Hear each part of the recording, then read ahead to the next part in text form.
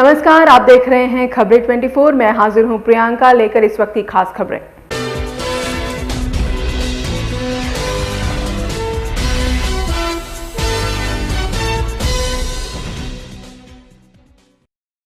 फूलबाग थाना पुलिस ने 24 घंटे में किए तीनों किडनैपर अरेस्ट। रामपुर और बाबा मोहनराम काली खोली से हुई 2 अन्य आरोपियों की गिरफ्तारी।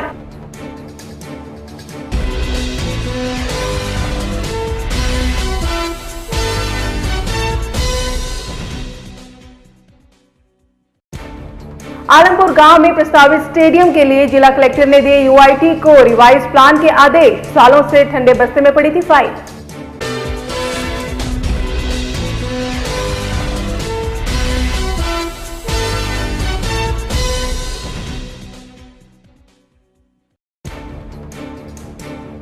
और बीएमए में दूसरे दिन भी जुटे कंपनियों के प्रतिनिधि। कुछ कंपनियों ने किया रिको को रिकवरी का भुगतान।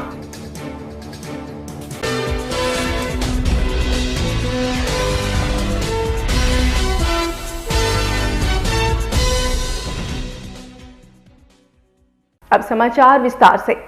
वीरवार सुबह भिवाड़ी के रामपुरा गांव से एक बच्चे के अपहरण का मामला सामने आया था। 24 घंटे के भीतर ही फूलबाग थाना पुलिस ने मामले का पर्दाफाश करते हुए तीनों आरोपियों को गिरफ्तार कर लिया है। भिवाड़ी के फूलबाग थाना इलाके में किडनैपिंग के सनसनीखेज मामले को पुलिस ने सुलझा दिया है। फूलबाग थाना पुलिस ने 24 घंटे के भीतर वारदात से पर्दा उठाते हुए मामले से जुड़े तीनों नाबालिग आरोपियों को गिरफ्तार कर लिया है। बता दें कि गांव रामपुरा के वार्ड नंबर 42 में तोताराम पब्लिक स्कूल के बाहर से 6 साल के मासूम को उठा लिया गया था। वंश नाम का छात्र घर से स्कूल निकला था, लेकिन स्कूल में बैग रखने के बाद बाहर आया और फिर रहस्यमय ढंग से गायब हो गया था। कुछ ही देर बाद मासूम के परिजनों के पास फिरौती के लिए आई एक कॉल ने परिजनों के साथ साथ पुलिस के भी होश फाख्ता कर दिए। थाने पहुंचे बाबूलाल ने पुलिस को सूचना दी कि उनके बेटे को स्कूल के बाहर से अगवा कर लिया गया है। इतना ही नहीं, अपहरण के बाद किडनैपरों ने फिरौती के लिए कॉल की और 8 लाख रुपए की डिमांड की। नहीं देने पर बच्चे को जान से मारने की धमकी दी। मामले को गंभीरता से लेते हुए पुलिस ने बच्चे को किडनैपरों के चंगुल से मुक्त करा लिया है। कल एक को निरुद्ध किया गया था, आज 2 और उसमें शामिल थे, उनको भी आज निरुद्ध किया गया। दोनों बाल अपचारी। हाँ, एक बाबा मोहनराम खोली के वहाँ से मिला है और एक को रामपुरा गांव से गिरफ्तार किया। दोनों नाबालिग हैं? हाँ, दोनों कहाँ के रहने वाले? नाबालिग हैं, वहीं के रामपुरा के। रामपुरा के। कैसा पहले भी किसी ने को नाम दिया? पहली बार ऐसा किया? नहीं, अभी दिखवा रहे हैं, उनका रिकॉर्ड दिखवा रहे हैं। 24 घंटे में मामला सुलझाते हुए अपहरण में शामिल तीनों आरोपियों को पुलिस ने धर दबोचा है। एक आरोपी को तो पुलिस ने वारदात के दिन ही गिरफ्तार कर लिया था, जबकि अन्य 2 आरोपियों को भी पुलिस ने गिरफ्तार कर लिया है। एक को पुलिस ने बाबा मोहनराम काली खोली से, जबकि दूसरे को रामपुर गांव से गिरफ्तार किया है। तीनों आरोपी नाबालिग हैं। पुलिस सभी आरोपियों को कोर्ट में पेश करने की कार्रवाई में जुट गई है।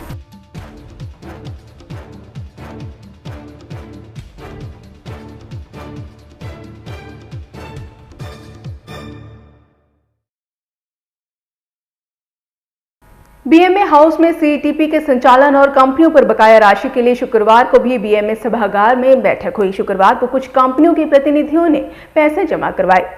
करीब 37 कंपनियों पर रिकवरी का पैसा बाकी है। वहीं उद्योगपतियों का कहना है कि जीरो डिस्चार्ज वाली कंपनियों को भी गलत कैटेगरी में डाल दिया गया है। बिना किसी पैमाने के कैटेगरी बनाई गई। बीएमए हाउस में सीईटीपी के संचालन में आ रही दिक्कतों और कंपनियों पर बकाया पैसे की रिकवरी के लिए 2 दिवसीय शिविर लगाया गया। वीरवार को बैठक में हिस्सा लेने आए कुछ प्रतिनिधियों ने मीडिया से मुखातिब होते हुए बताया कि उनके ऊपर गलत तरीके से रिकवरी का पैसा लिया जा रहा है। वहीं शुक्रवार को बीएमए के सभागार में रिको ने कुछ कंपनियों से पैसा कलेक्ट किया। बैठक में उन कंपनियों के डायरेक्टरों को बुलाया गया जिन्होंने रिको को सालों से पैसा नहीं दिया था। करीब 37 कंपनियों पर 10 करोड़ रुपए बाकी हैं। रिकवरी के लिए रिको और प्रदूषण कंट्रोल बोर्ड ने इन कंपनियों को नोटिस भेजा है और जल्द से जल्द रिकवरी के लिए कहा गया है। लेकिन बैठक में आए उद्योगपतियों का कहना है कि 2007 में जो कैटेगरी बनाई गई वो बिना किसी पैमाने के बनाई गई। जीरो डिस्चार्ज वाली कंपनी को भी डी कैटेगरी में डाल दिया गया। इतना ही नहीं, रिको या प्रदूषण बोर्ड ने उन्हें पहले कोई नोटिस नहीं दिया। ब्याज पर ब्याज लगाकर अब कई सालों बाद पैसा वसूलने का असंवैधानिक तरीका है।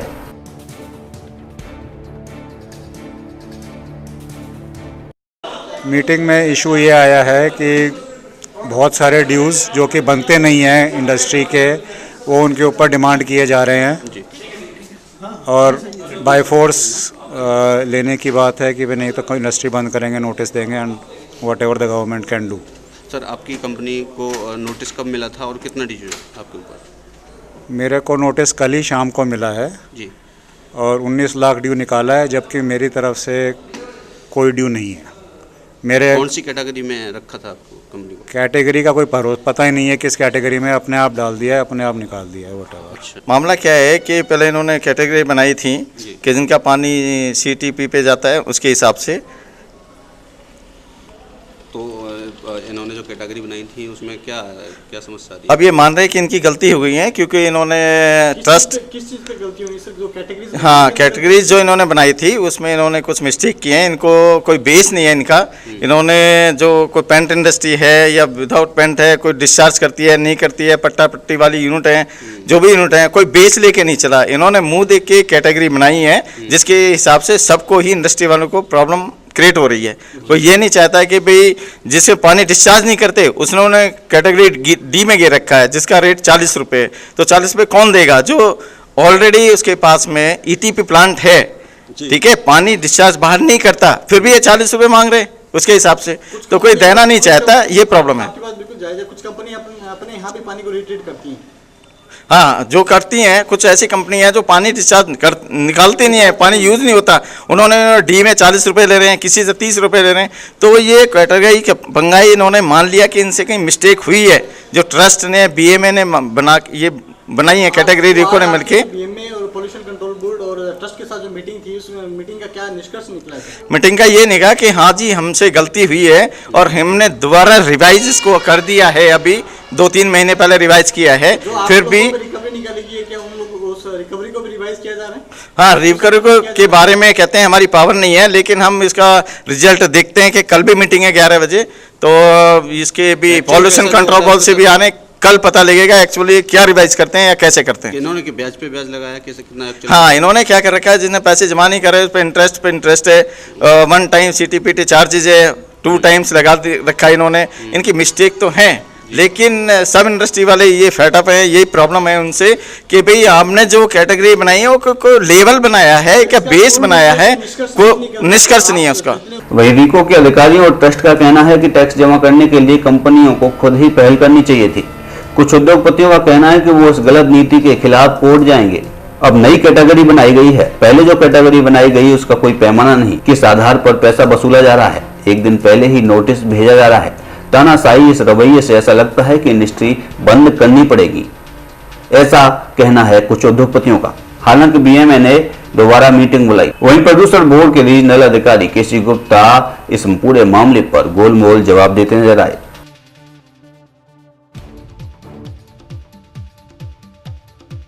हाँ, आज ये इशू भी आया आज कैंप में।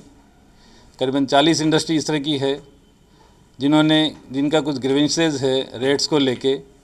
उन लोगों ने पिछले 7-8 साल से ऑपरेशन मेंटेनेंस चार्जेस नहीं जमा करवाया, और उनका ये कहना कि साहब हम हर बार ये लिख के दे रहे हैं कि हमारी कैटेगरी गलत की गई है। तो हमें मतलब कैटेगरी से मतलब हमारे रेट जो लगाई गई है, रेट्स वो ज़्यादा लगाई गई है, हायर साइड में है, और हम जो है हमारे इसको रेट को कम किया जाए, रिवाइज किया जाए। इसके लिए कौन जिम्मेदार है? तो इसके लिए रेट फिक्स किए ट्रस्ट ने, इसलिए इनिशियल तो ट्रस्ट को ही करना पड़ेगा इसको रिवीजन, जो भी अगर कर सकते हैं। लेटर इशू हुए हैं उस पर आपके साइन है? नहीं, हमारे साइन से नहीं होता।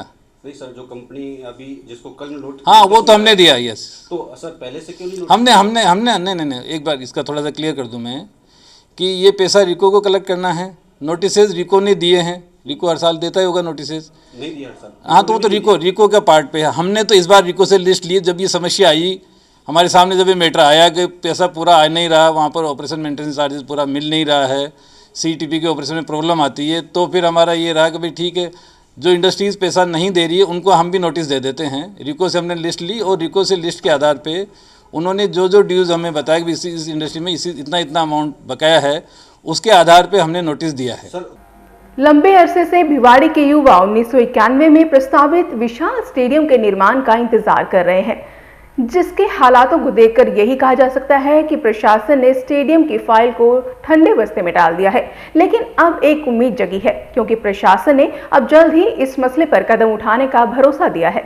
सालों से स्टेडियम के लिए प्रस्तावित इस जगह को देखकर लगता है कि स्टेडियम में खेलना शायद युवाओं के लिए एक सपने से कम नहीं। खबर 24 ने इस खबर को प्राथमिकता से दिखाया तो प्रशासन की नींद टूटी और जिला कलेक्टर ने इस पूरे मामले पर यूआईटी अधिकारियों से रिवाइज प्लान मांगा है। एक कमेटी का गठन कर अतिक्रमण और निर्माण में आ रही दिक्कतों के साथ यूआईटी के एक्सीएन सुरेश बेनीवाल को जिम्मा सौंपा गया है। यूआईटी तहसीलदार नवीन भागवत ने बताया कि 27 जनवरी को जिला कलेक्टर की अध्यक्षता में बोर्ड की मीटिंग हुई। उसमें फैसला लिया गया और स्टेडियम के मुद्दे को भी उठाया गया। ऐसा है, इसके जहाँ तो मुझे ज्ञान है, 1050 बीघे जो ज़मीन हुई थी वो मतलब आवासीय के लिए की थी और वहाँ कुछ विकास कर ये ज़मीन रेस्ट पड़ी थी, इसके स्टेडियम के लिए प्रस्तावित किया है। अब कल 27 तारीख को 27/16 को श्रीमान कलेक्टर साहब महोदय द्वारा वो ट्रस्ट की बैठक रखी थी, उसमें एक प्रस्तावित किया है, वहाँ कुछ निर्देश दिए, उसके अनुरूप हम उसका अनुकरण करते हुए मतलब वहाँ देख लेते हैं कोई लिटिगेशन है कि नहीं, वो तो उससे ड्राफ्ट तैयार कर लेते हैं। सर 25 साल हो गए अभी तक, मतलब अभी तक इतनी देरी क्यों? अब ये पता नहीं क्या इसके लिए हो रही होंगी कठिनाइयाँ की, बल्कि कि इसको 27/16 बैठक में इसको दोबारा से पुनर्जीवित किया है, तो उसकी प्लानिंग करके और बाउंड्री के लिए प्रस्तावित किया कलेक्टर। कोई लिटिगेशन हो, कोई मकान वगैरह आदि हो कि वो उसको देखें, उनको ट्राई करके इसको जल्दी शीघ्र कराने के लिए तैयारी में तो बिंदु रख दिया गया है। तो सर वहाँ पर कंपनियाँ जो केमिकल वाली से डालती हैं और कूड़ा डाला जाता है, इसके लिए ठोस कचरा प्रबंधन के लिए डायरेक्शन दे दिए 7 दिन कमेटी के लिए, जो भी होगा बीएमए का आदमी होगा और नगर परिषद को डायरेक्शन दे देगी, वो मतलब पॉलिसी तैयार कर रहे हैं कि वहाँ नहीं जाएगा। इसके लिए ग्वालदा में चिन्हित है डंपिंग यार्ड के लिए। गंदगी के ढेर में तब्दील हो चुकी इस जगह के लिए यूआईटी ने 1991 में बेवाड़ी आलमपुर गांव के काश्तकारों से 1050 बीघा जमीन का अधिग्रहण 91,000 रुपए प्रति बीघा के हिसाब से किया था, जिसके बाद कुछ कॉलोनियों को विकसित तो किया गया, लेकिन स्टेडियम के लिए प्रस्तावित 220 बाई 400 वर्ग हेक्टेयर खुली पड़े स्टेडियम का जीर्णोद्धार नहीं हो सका। अब सवाल ये उठता है कि क्यों 25 साल तक ये फाइल ठंडे बस्ते में पड़ी रही? आखिर क्यों पहले से यूआईटी ने पहल नहीं की? कई सवाल हैं जो अभी भी जवाब मांग रहे हैं। अब देखना बाकी ये है कि कलेक्टर साहब के आदेश को कब तक अमल में लाया जाता है। ब्यूरो रिपोर्ट, खबर 24।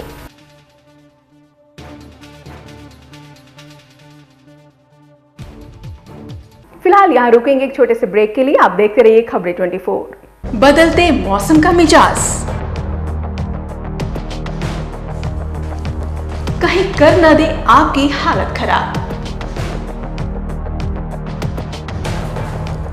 हम रखेंगे आपकी सेहत का ख्याल।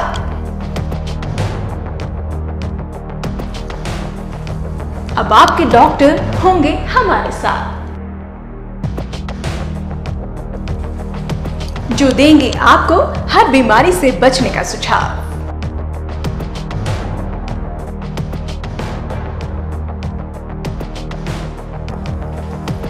देखिए खबरें 24 पर हैप्पी हेल्थ हर रोज सुबह 8:30 बजे।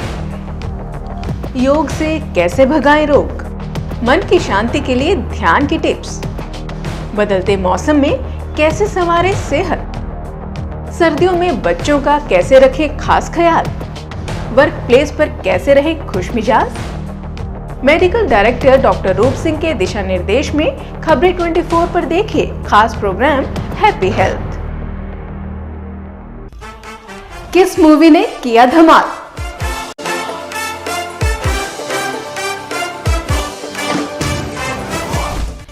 किसका हुआ बुरा हाल? कौन हुआ कब किसके साथ?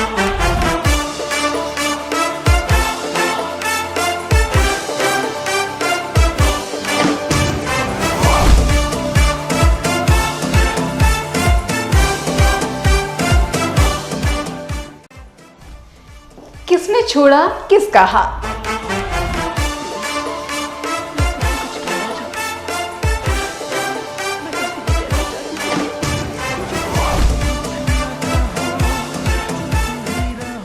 बॉलीवुड की हर खबर देखिए खबरें 24 पर 3 बजे।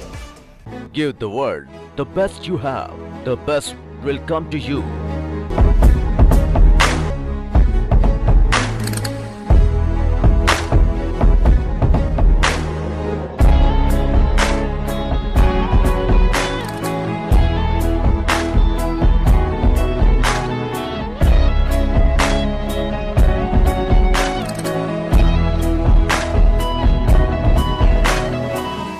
शायद वो पायलट बनना चाहती है।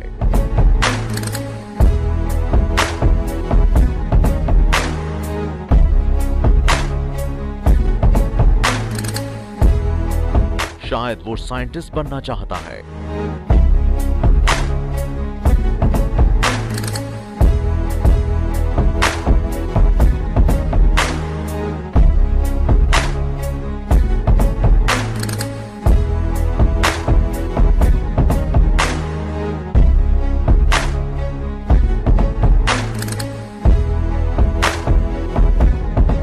शायद वो दुनिया को नई राह दिखाना चाहती है।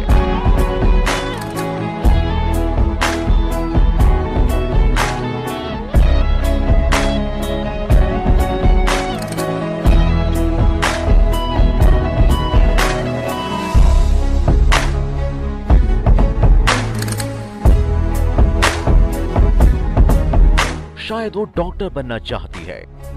We see the vision, what your child sees. Euro Group of Schools.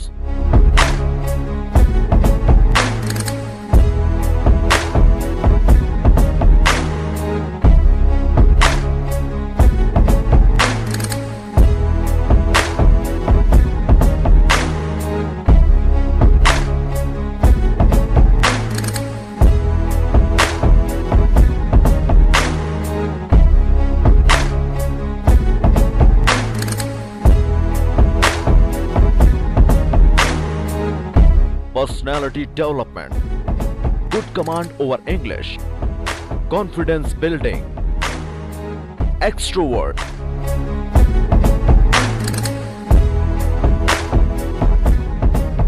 Choose your option to get the information.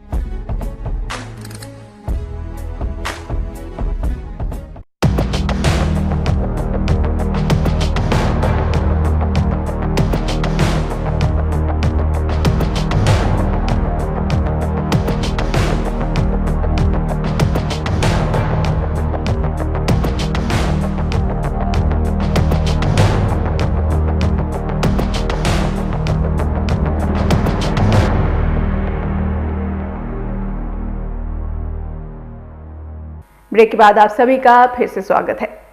बुधवार को रिको इंडस्ट्रियल एरिया फेज 1 स्थित भिवाड़ी पॉलीमर्स कंपनी में लगी भीषण आग के बाद लाखों का माल जलकर राख हो गया था। चिपको नाम से फेविकॉल बनाने वाली इस कंपनी में आग लगने के 3 दिन बाद खबरें 24 ने कंपनी के मालिक विजय कक्कड़ से खास बातचीत की। बुधवार को भिवाड़ी पॉलीमर्स में लगी भीषण आग से इलाके में अफरा तफरी मच गई। रिको इंडस्ट्रियल एरिया फेज 1 में स्थित इस कंपनी में आग लगने के बाद लाखों का नुकसान हो गया।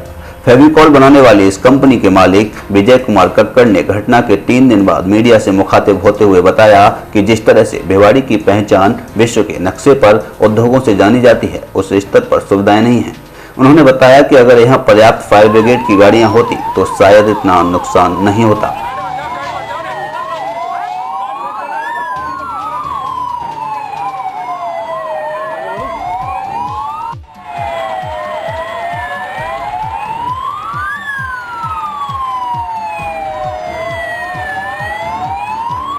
सर, बुधवार को जब एक बहुत भीषण आग लगी थी जब आपकी कंपनी में, उस समय आप नहीं थे यहाँ पर, उसके बाद आज 2-3 दिन हो गए हैं, क्या लगता है भिवाड़ी में किस तरह की सुविधाएं होनी चाहिए जो इस तरह की बड़ी बड़ी घटनाएं हम देख रहे हैं? सुविधाओं की कमी तो है ही। जैसे आप देख रहे हैं इतना बड़ा इंडस्ट्रियल एरिया हो गया, इतने बड़े बड़े यूनिट्स हो गए हैं, छोटे हैं बड़े हैं, सभी तरह के यूनिट्स हैं, अरेंजमेंट सफिशिएंट नहीं है।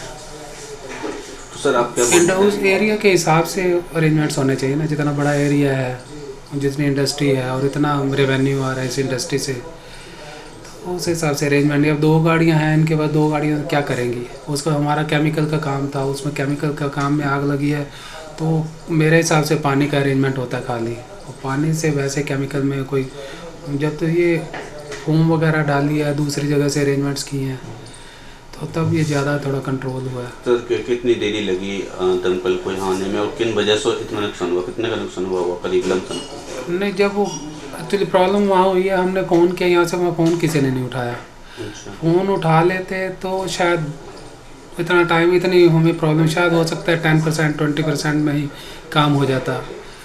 और हमारे जाने पे वो उसके बाद उन्होंने एफर्ट्स भी किए हैं। यहाँ के जाने के बाद आप भी स्पीड से गए हैं, साथ साथ ही आ गए। हमारा बेटा गया था लेने के लिए, तो वो आगे उन्होंने पूरी हेल्प की है। फ़ोन उठाने में देरी हुई है? फ़ोन उठाया नहीं किसी ने। वो जो यहाँ से जाके आपके बेटे ने जाके तब वहाँ इन्फॉर्म किया? हाँ, इन्फॉर्म किया उनको। वो इमीडिएट फिर जो 1-2 मिनट लगते हैं आने में, जो नेचुरल रेगुलर प्रोसेस है, तो उसमें टाइम लगा। उसके बाद तो फिर आए यहाँ, उसके बाद तो उनके एफर्ट्स में किसी कमी नहीं थी। सर कितने का नुकसान हुआ होगा, कुछ आइडिया? नुकसान अभी कैलकुलेट कर रहे हैं, अभी तो सब जला पड़ा है। देखेंगे अभी सारा क्या क्या है, उसके बाद एग्जैक्ट पता लगेगा। सर नुकसान काफ़ी है वैसे कुछ आपका कारण कोई पता चला हो? हाँ जी, आपका कुछ कारण का कोई पता हो, कैसे लगी आप? कारण तो ये हमें शॉर्ट सर्किट ही लग रहा है। क्या लगता है आपको, कहीं कोई मैनेजमेंट की कोई भूल तो नहीं? मैनेजमेंट और शॉर्ट सर्किट में तो कोई वो बैठा देख नहीं सकता ना, कहीं हो जाए, कुछ भी हो सकता है। सर आपको जाने के लिए जो इंतजाम होते हैं कंपनी में, वो थे आपके? हमारे अरेंजमेंट हैं और लड़कों ने हमारे जो यहाँ इतने एफर्ट्स किए, शायद कोई सिंसियर बच्चे ही कर सकते हैं।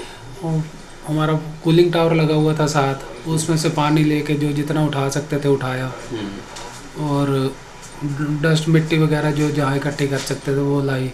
उसके बाद हमारे काफ़ी 25 से 30 फायर सिलेंडर पास पड़े हैं, वो सारे एक्सटिंग्विशर सारे खाली कर दिए उन्होंने। प्रॉब्लम वही ना, जो एक जगह बुझाते थे वो थोड़ी प्रेशर से फैलती थी, और केमिकल है, सारे सॉल्वेंट्स और केमिकल्स हैं, तो वो बस बढ़ती गई। वो जब उन्होंने देखा वो फिर उनके कंट्रोल से बाहर हो गई। तो मतलब शुरू में इनिशियली बच्चों ने बड़ा ट्राई किया, यहाँ काफ़ी एफर्ट्स किए, अपने रिस्क लेके भी किया उन्होंने, पर वो नहीं रोक पाए।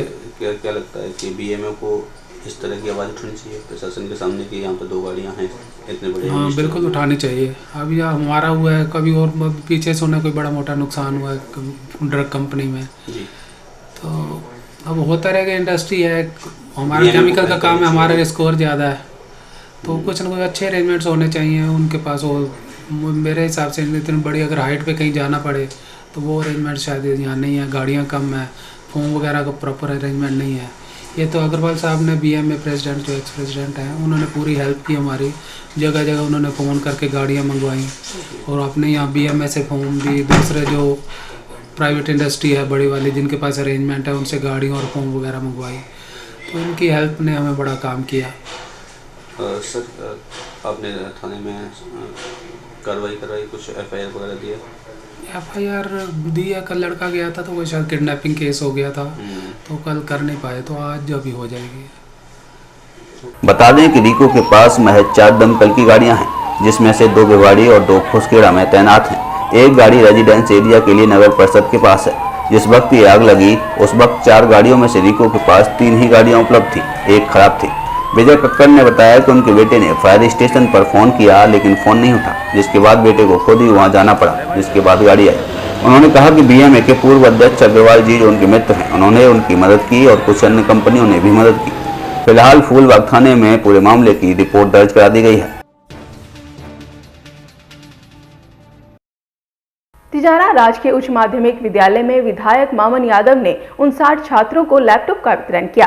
ये सभी छात्र तिजारा तहसील के हैं जिन्होंने 8वीं कक्षा में मेरिट प्राप्त की है। राजकीय उच्च माध्यमिक विद्यालय तिजारा में बतौर मुख्य अतिथि विधायक मामन यादव ने लैपटॉप वितरण किया। 59 छात्रों को लैपटॉप बांटे गए। ये सभी छात्र तिजारा तहसील के हैं। छात्रों ने 8वीं क्लास में मेरिट बनाई है। इस मौके पर चेयरमैन तिजारा उर्मिला सैनी, टीटू प्रधान, वाइस चेयरमैन बने सिंह, रामेश्वर सैनी, नीरज चावड़ा सहित स्कूल स्टाफ और अधिकारीगण मौजूद रहे। और जाने से पहले एक नजर आज के हेडलाइंस पर।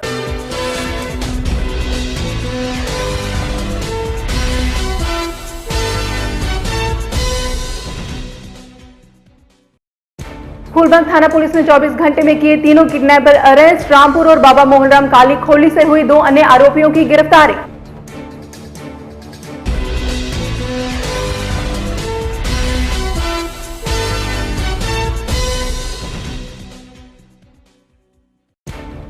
आलमपुर गांव में प्रस्तावित स्टेडियम के लिए जिला कलेक्टर ने दिए यूआईटी को रिवाइज प्लान के आदेश। सालों से ठंडे बस्ते में पड़ी थी फाइल।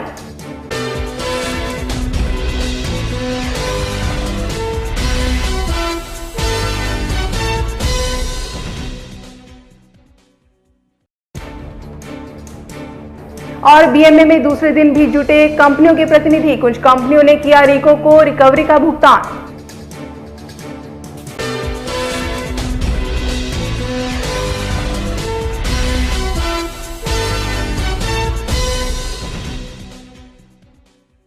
आज के समाचारों में फिलहाल इतना ही। हमें दीजिए इजाजत। नमस्कार।